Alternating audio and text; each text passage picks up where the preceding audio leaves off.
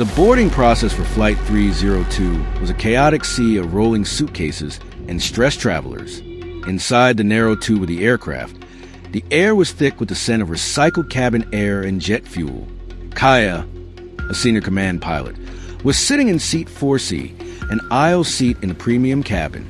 She was traveling deadhead, off-duty transit, to pick up a flight in the next city, but she was still in her full deep Navy pilot's trousers and a deep Navy trench coat over her uniform. She was quietly reading a flight manual on her tablet. The peace was shattered by Soren, a middle manager with a sense of entitlement that outsized his carry-on. He was wearing a bold red polo shirt and a bold red baseball cap. He stormed down the aisle, shoving his way past elderly passengers. When he reached row 4, he stopped and looked at Kaia. "You're in my space," Soren spat, his face turning a shade of bold red that matched his shirt. "I paid for the extra legroom, so I wouldn't have to be cramped next to people like you. Why don't you do us all a favor and go back to the economy section? Or better yet, just go back to where you came from. We don't need your kind cluttering up the front of the plane." The justice debt began to vibrate through the cabin. Kaia didn't raise her voice. She didn't even look up from her tablet at first. "Sir, this is my assigned seat. Please stow your bag and let the other passengers through." Soren's rage boiled over. He leaned down, his face inches from hers. "I'm a platinum tier flyer. You look like you snuck on during cleaning." "Hey, Jensen," he shouted, waving over the lead flight attendant. Jensen, wearing a bold red vest and a sneer to match, walked over. He didn't ask for Kaia's boarding pass. He only saw her navy coat and the skin color of the woman Soren was shouting at. "Is there a problem, Mr. Soren?" "Get this woman out of my sight," Soren demanded. "She's making me uncomfortable. Tell her to go back to the cargo. Hold where she belongs." Jensen nodded, looking at Kaia with total disdain. "Ma'am, we've had a complaint. I'm going to need you to move to the very last row of the plane. Now, before I have the air marshal involved." The 7 witnesses in the surrounding seats were frozen in a state of sharp, high-definition shock. A young woman in a bright yellow hoodie started recording with a look of pure fury. An elderly man in a white dress shirt stood up to protest. 2 business travelers in yellow silk ties, a woman in a white blazer, and a teenager in a yellow track jacket all stared at Jensen and Soren with visible disgust. "I won't be moving," Kaia said, her voice dropping to a deep navy frost. "That's it," Jensen snapped. "You're off this flight. Soren, help me get her bags."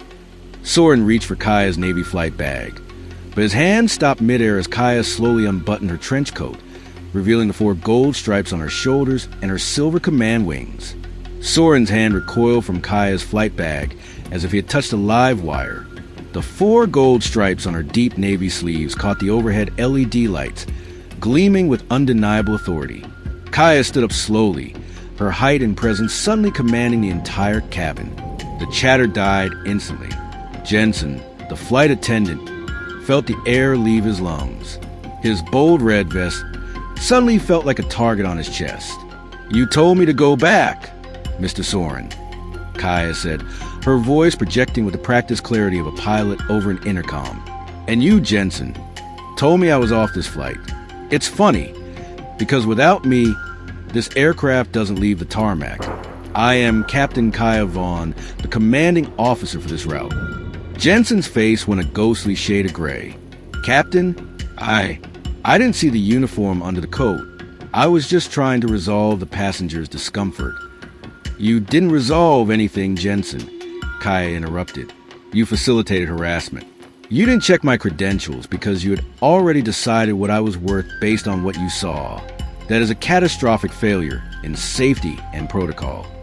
She turned her gaze to Soren, who was frantically looking for an exit that didn't exist. "And you want to know where I came from? I came from the flight deck, where I just finished the pre-flight safety check for your life. But don't worry, you won't have to be uncomfortable next to me anymore." The power shift hit the cabin like a sonic boom. The 7 witnesses erupted. The young woman in the yellow hoodie turned her phone towards Soren's face. "Got you on 4K, racist. Say, go back to the captain again." The man in the white dress shirt started clapping, and soon the two business travelers in yellow ties joined in. The woman in the white blazer stood up and blocked Soren's path as he tried to shuffle away. Kaia picked up the cabin handset near row 4. "Ground security, this is Captain Vaughn. I am declaring a security threat in the cabin. We have a passenger and a crew member who have compromised professional integrity of this flight.